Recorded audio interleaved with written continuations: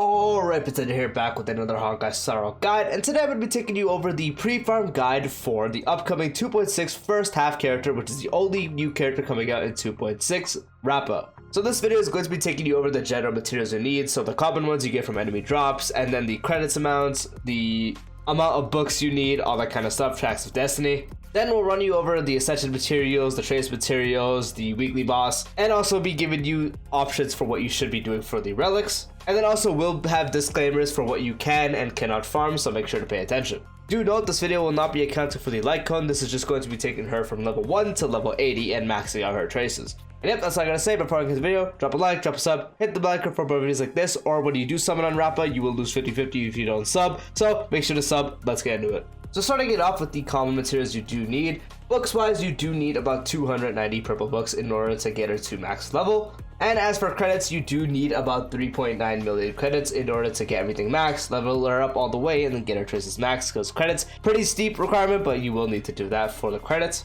And for the common materials, she will be using these ones right here, and you will need a total of 56 of the green ones, 71 of the blue ones, and 73 of the purple ones. If you are a long-time player, you will definitely not need to farm these, as you see someone like me has a bunch of these, and you should too if you had the assignments. But if you don't, just set your assignments to that so you can get a bunch over time. And then you can also just track them, go kill enemies, get it really easily. It's very easy to get the amount drops here, so you don't have to stress too much about that.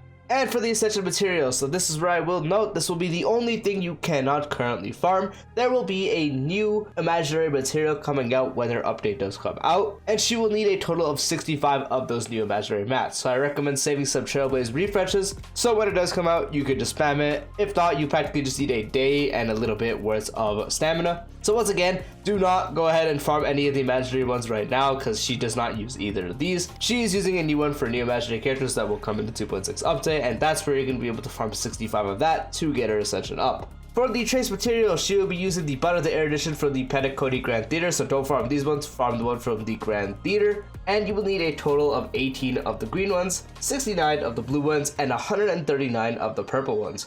Traces are turbo cringe, as everyone is aware, so I definitely would recommend getting on this as soon as possible, especially since you do not have to worry about the Ascension materials for now. I definitely would recommend knocking these out and starting now, since there's practically just 2 weeks till she is out. So you would get as much of these as you can, because again, Trace is very cringe, so get on that as soon as possible. For the Echo of War, she is going to be using the one from the Sunday boss, and you will need a total of 12 of these for her traces. And the boss has been out for a while, so it's pretty likely that you've just been doing this because it was one of the new runs, so you probably already have this, but if not, just use your runs of this. You need a total of 12. And now for the relic recommendations. So the best one for her, just like any other break character, is going to be the Iron Cavalry set, which increases break effect by 16%, and the 4-piece, when you have 150% or higher break effect, the break damage ignores 10% of enemy's defense.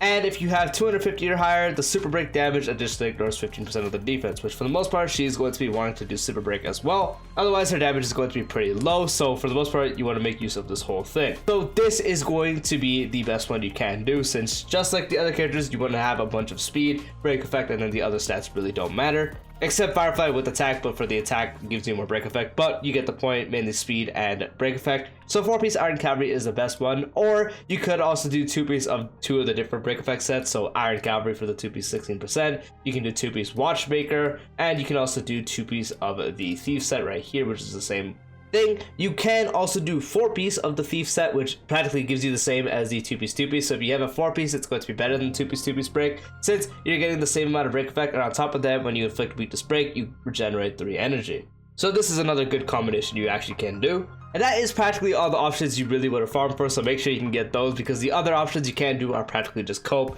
and you're not going to get much damage output from them.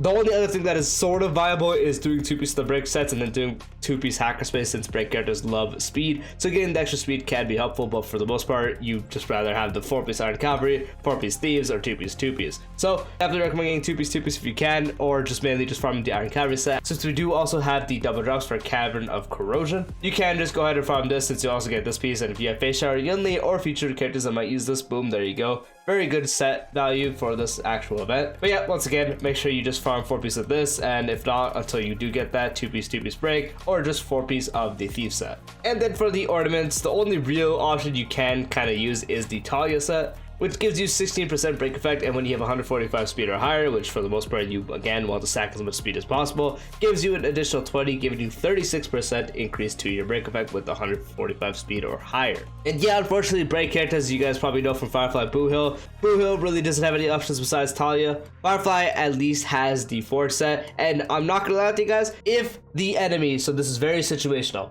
if the enemy you are fighting has fire weakness, you are going to be able to benefit from the set, giving you 6% speed, and as it does say, when you hit someone with fire weakness, you increase break effect by 40%. This one is, again, very situational for enemies that will have fire weakness, since she is able to reduce toughness regardless of type. But even then, you want to take her mainly on enemies that have imaginary weakness. So if they have imaginary and fire weakness, you'll be able to use the Forge set. But I just highly recommend just getting Talia and using that. That is not Talia. I recommend getting Talia and just using that because it's the best overall one. And unfortunately, the other options are generally just not worth it. You'd practically just slap her to Space Stealing Station on her while you farm the other ones, but you wouldn't get the other one ASAP. Even if it's a bad set, it's going to be the best one you can do. And yep, that is practically it. For a quick reiteration, so again, purple books wise, you do need about 290. Credits wise, you need about 3.9 million. I forgot to mention this, but Tracks of Destiny, you do need 8 actually as a 5-star character. And then the common materials are the ones down here. You need 56 of the green ones, 71 of the blue ones, and 73 of the purple ones. Once again, for the essential material, there will be a new stage, so make sure you do not farm the ones for the imaginary, since there will be a new one for 2.6, and so when the update drops. So just save some refreshes so you can get that out of the way when the update does come out. For the trace material, she uses the one from the Bud of Erudition, and specifically the one from the Petaconi Grand Theater, and you need a total of 18 of the green ones, 69 of the blue ones, and 139 of the purple ones. So get this out the way because Trace is big cringe. As for the Echo of War, she's going to be using the one from the Sunday boss, and you need a total of 12 of these.